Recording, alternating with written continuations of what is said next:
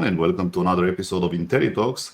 My guest for today is Dan Melnick. He's joining us from a company named Zing, and we are very looking forward to understand what's behind Zing and how can Dan help in e-commerce in general, and share with us some of the expertise. Dan, welcome. Thanks, Marcel, for having me on. Amazing. So then let's start a little bit telling people a little bit about yourself, where you're coming from, how you started, and then we'll dive a bit into what Zing is and how Zing can support e-commerce in general. Yeah. Sure thing. Yeah. So I've been in e-commerce since 2011. I was an eBay seller way back when. So that's kind of how I got started as more of a hobby. I grew up in the Chicago suburbs, so I used to go to downtown Chicago, I get autographs and sell them online. So that was kind of my first business. Did it through high school, college, even beyond that. Then I went, I majored in operations. On the side, I had an idea for a mobile application. Was looking for developers. Had many, devs that were okay, not so good over time. Met somebody really good in Pakistan who runs a dev shop. He built my app for me. He said, "Hey, why don't we go and start this dev shop together here in the U.S. Got one client. This is back in 2021. So I kind of moved from Chicago to Dallas, Texas. We got one client, and that company raised about $15 million. So they really liked our work, and that kind of validated, in my mind, that our team is good, right? So at that point, I said, "Listen, let's go and scale this thing, start this business." Started small, went full time back in 2023, so about 2 years ago now, and so incorporated more of the e-commerce focus, obviously having that been my background, and e-commerce store for 9 years. So also works in many retail organizations. So it's kind of our main focus now is e-commerce, and I've been in the space for a long time, but we really focus on helping e-commerce brands scale. And I now live here in Austin, Texas. Very nice. Never been to Austin, Texas, but been to Chicago, but never there. Been to Dallas though. Okay, cool. But so Dan, what is Zing about? And let us know about the company a bit and some tips and tricks maybe you can throw along the way. So essentially we're an e-commerce growth partner. We really focus on helping brands grow and scale on direct to consumer. Obviously the space is super crowded, lots of noise, but we focus on profitability, right? Many agencies are all about ROAS and, which obviously we're looking at that metric, but it has to be focusing on profitable sales, right? We have clients that we help them increase their average order value, right? Helping them with their email funnels. All those things have to work in sync because ads are only a small part of the picture, especially for early stage brands.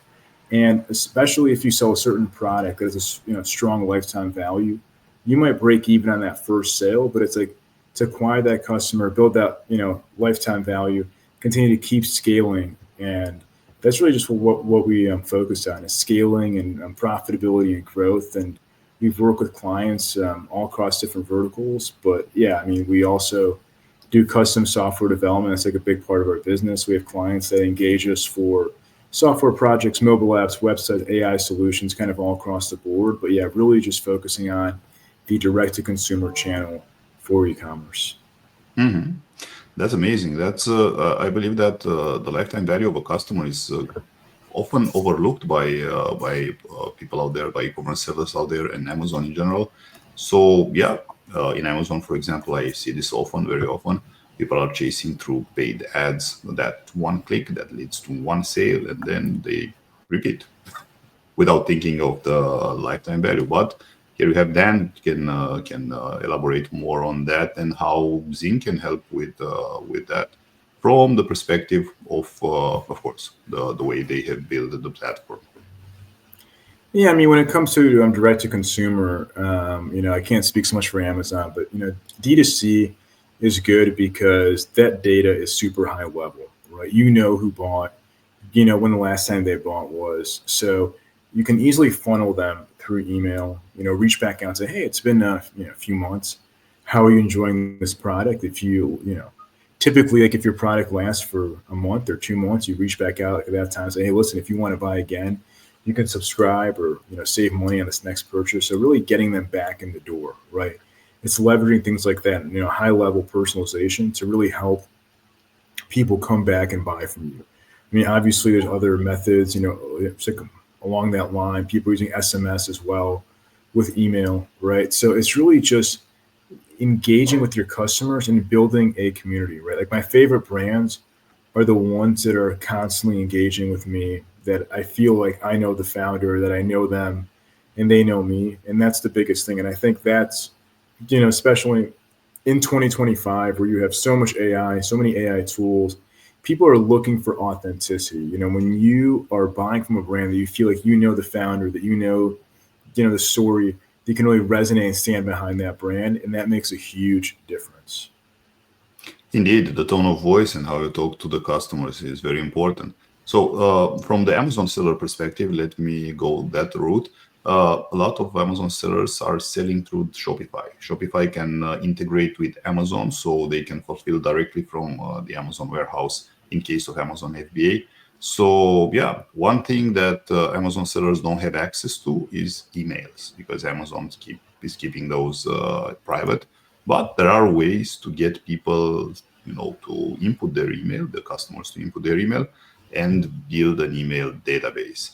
So I'm assuming that this is where Zing comes into play. As soon as you have that email and you got that customer aboard, is about expanding the lifetime value of the customer and working and staying close to every customer that you have, because at the end of the day, they trusted you. The minute they put out their card and purchased from you, they chose you. So that's a sign of faith, if you will.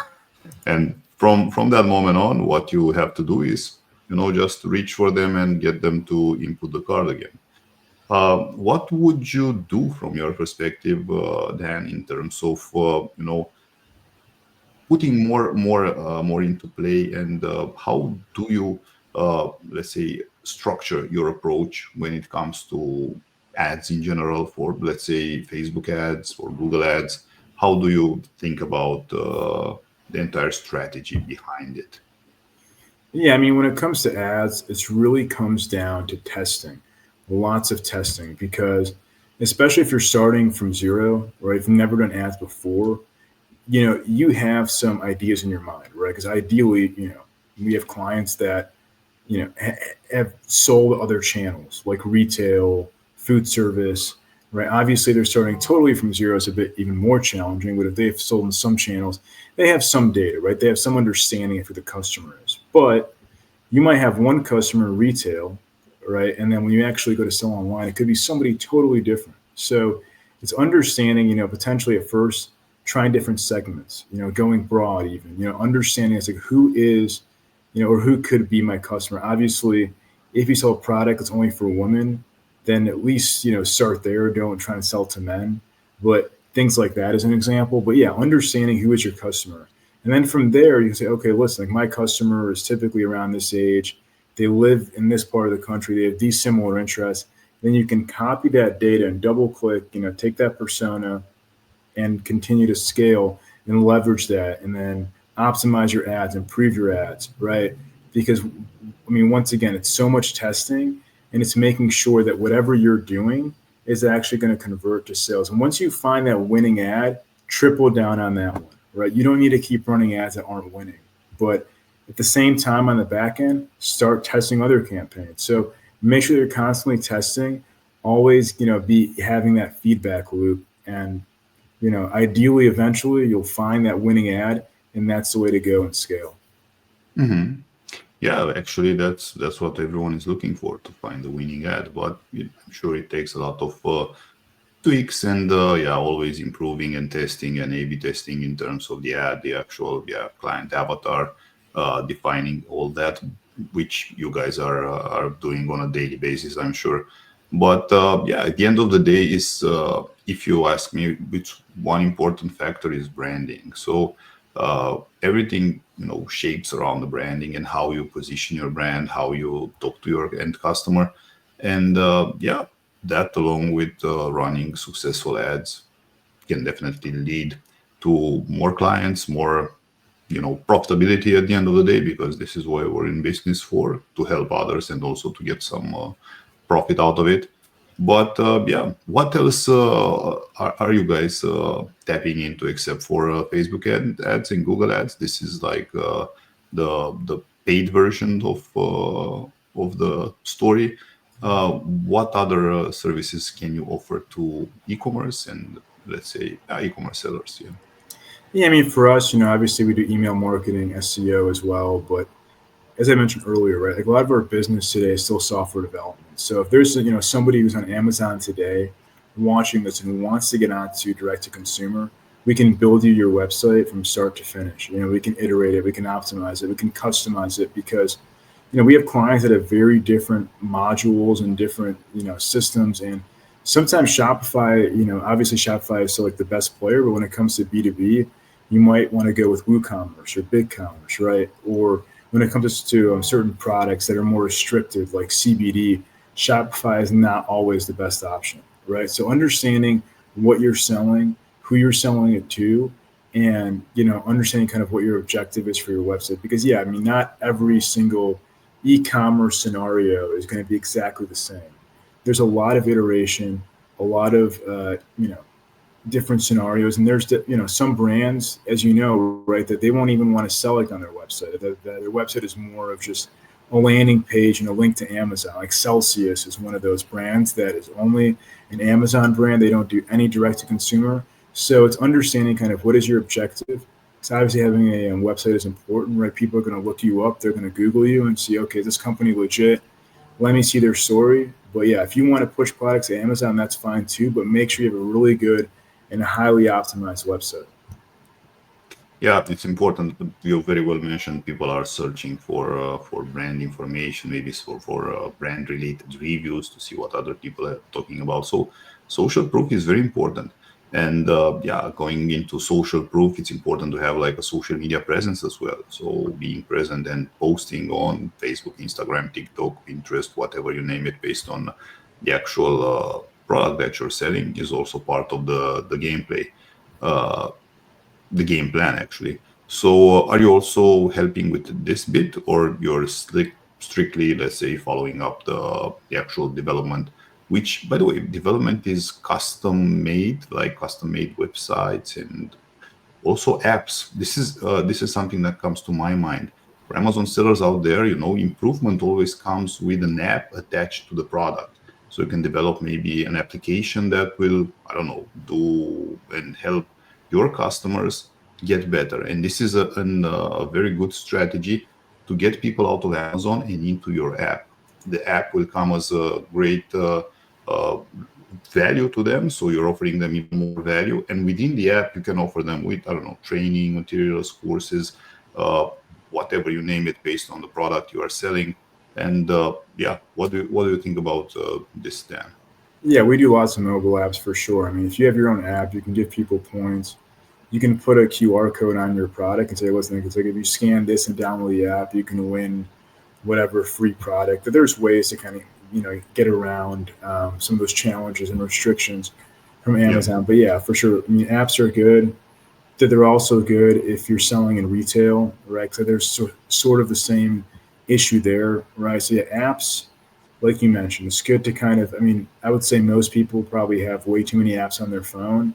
But if it's their favorite brand and if they can win free product and if they can get points and save money on the product that they're always buying, many people will go for this. And it's a great way to also send push notifications to customers saying, hey, listen, by the way, this holiday is coming up and you can save this much money, or here's our new product drop, things like that. Because as you said, Marcel, right, it's really good to have those direct interactions with your customers, and a mobile app is a great way to do it. Absolutely. All right. What's the growth and vision of Zing for the future? Let's look into that one. Yeah, I think for us is to continue to take on more clients and help out more people. I mean, we're very strategic about how many people we take on at a time and who we can help and how, but it's to continue to grow, right? Because for us, as I mentioned earlier, right, we're true growth partners. How can we actually help our clients, in what capacity, and what's the best way for us to do it? And I think there's so many different possibilities, but it's really just understanding, okay, like, when we're taking on clients, how can we really take them to that next level? One of our clients, Ferguson Farms, been working with him for over a year.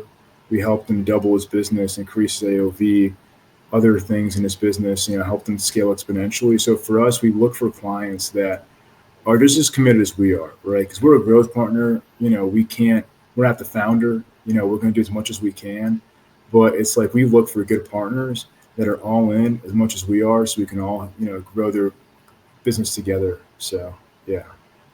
Absolutely, yeah. Let's say, as a seller or as a actually business owner, you have to be pretty much all in, but not rely on. And I've seen this a couple of times. People sometimes, just say, okay, Dan, you're gonna handle my ads, and yeah, whatever. And I don't know, Exactly. it's good or bad, but at the end of the day, it's a push and pull situation always. So yeah, talking about it. Nobody knows the brand like the brand owner. So they know Exactly. pretty much their end customer. They know how to present it. They know how to, get maybe some user generated content along the way, which is very powerful. Yeah, still, it's a good way forward. Any advice for others looking to start or grow their own business? Then what would you present to them? Yeah, I mean, I say, listen, if you're going to do it, understand that things take time, right? A lot of our growth, we have conversations that can take a year plus to even close a deal, right? Because everything takes time. So Yeah. understand that, early on, you might not make that much money. I mean, sure, there are many people that start a business and, you know, maybe overnight can have a lot of success, but typically things take time. And a lot of it is constant persistence, patience, and consistency, right? Do the same thing over and over again. Just to, put yourself out there, put out content similar to what you're doing here on the show. But yeah, continue to, bring as much value as you can. And eventually that's going to pay off. Yeah, I resonate a lot with what Dan said. Being consistently persistent is the key. That's something I find and I keep close to heart, because at the end of the day, it's all about building the right mindset.